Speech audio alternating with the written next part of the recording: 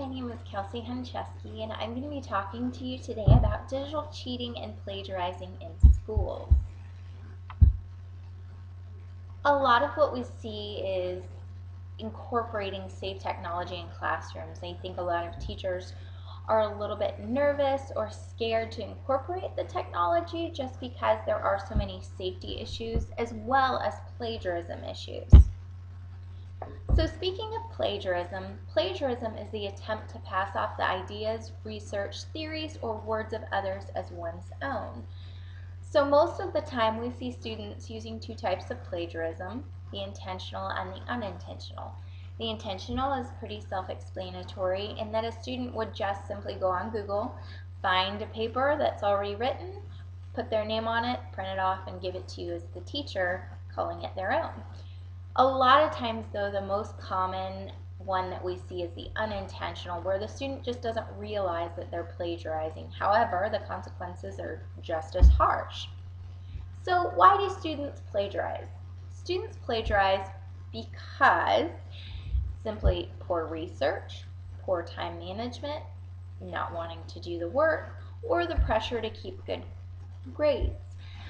As educators, we can prevent plagiarism by being sure that we make our assignments very clear. If we require recent references, such as I want you to find something within the past 30 days for your paper, that can eliminate a little bit of the intentional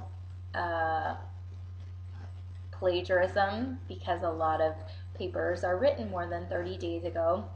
And you know that it's current and you know the information that's coming out that they're using. You can also require the process steps, such as the topic, the outline, and the first draft. This gives you, the teacher, the ability to kind of gauge where they're at each time that you go over these different steps, and you're realizing what their paper is going to be about and what kind of style they're writing with to begin with, so you can avoid plagiarism throughout their paper. This is a plagiarism rap that I found very interesting and kind of fun. I hope you enjoy it, but I think it would also be something fun to show your class and get them kind of excited about making sure they don't plagiarize. Check this out.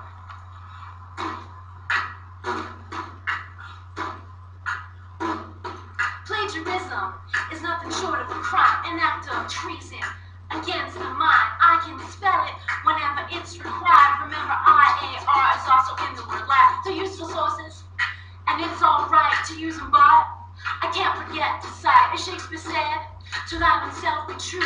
See, I just gave credit where credit was due. If I'm a thesis thief, why I filter phrase, peel from a poem or embezzle essay from a friend or a blog or the internet, a big fat F is what I'll get. But I don't worry, cause only cheaters get caught. I write my rhyme the way that I ought. It may not win the Nobel Prize, but it's my creation and my positive pride. I'm not naive, although some people deny. I know they steal more than the Henderson guy. I think of Ricky when I have an assignment.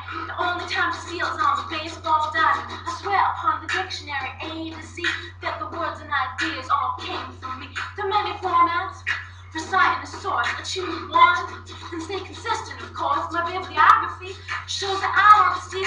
It's just one more way that I'm keeping it real.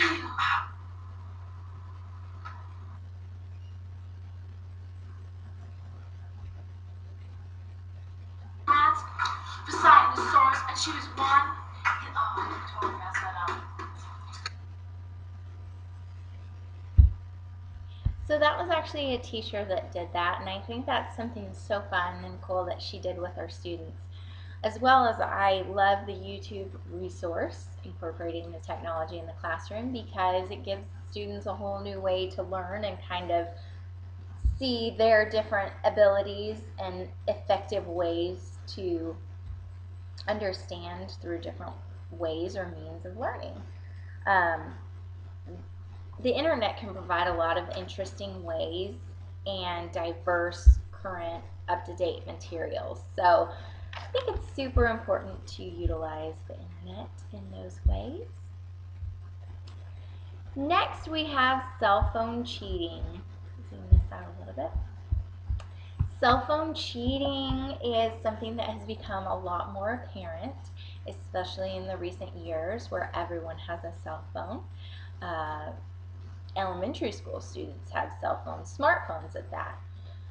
So, when it comes to test taking, cell phone cheating can be cause for cheating by texting a friend for an answer. Now, this friend could be in the classroom or this friend could be outside the classroom.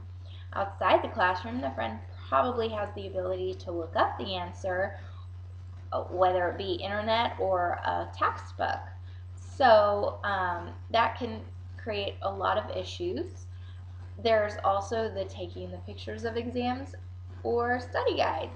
That this probably most likely happens if a student has first period with their history teacher and they take a picture of the exam. Then they can send it to Johnny, who has seventh period history, and Johnny's able to have the answers by the time seventh period rolls around.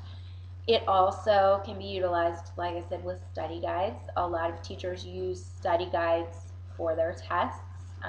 They teach to the tests, so students, by simply taking the picture, can essentially ace the test. That's another issue with technology, though. It's made cheating a lot easier, and with that, teachers need to emphasize that they want to teach more about the learning rather than teaching to the test, and in that way, I think they can cut back on cheaters. So we'll move on. The solutions that we might have can include the teacher can have them hand in the electronics before the test. That can eliminate the electronics and the cheating. They can also make multiple versions of the test. Now this will require more prep time for the teacher, but the technology that's available today allows for teachers to go onto those sites where they can just input the questions and the answers and then kind of have that site mix them up for them. So hopefully that would also be a solution for the cheating issue. Next, we have utilizing the internet in the classroom. You really need to, in order to be safe, come up with a class list of safe and usable sites. So this can be at the beginning of the year, this can be mid-year, whenever you feel appropriate.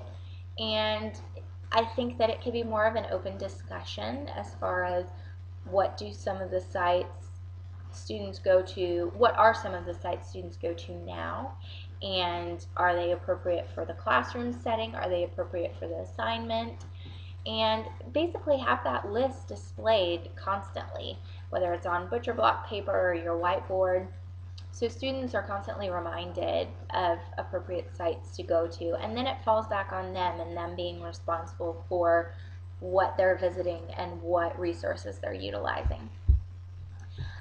I think that also if you use the technology routinely, it becomes more of a go-to for students. So if you're using it correctly routinely, there's not as much stray and error that can be accomplished by most of the students because they are using it correctly so often. Next, utilizing the appropriate technology in your classroom can allow for more current materials and resources. That is definitely a benefit. There are many books and dictionaries and magazines that go out of date almost immediately. So when you are using resources in your classroom, technology can be one of the best ones because you can literally get the day, what's happened that day or minutes before, and you know that it can come from a reliable source on the internet. I have an example game site on here. It's educationarcade.org. This is just basically to show a safe and usable site. Games can be beneficial for a lot of students. They can enhance their learning ability and kind of give them a new way to learn. So there are many educational game sites out there. It's just a matter of you as the educator going and looking and making sure that those fall in the realm that you want your students to look at and practice on. Finally, these are my sources.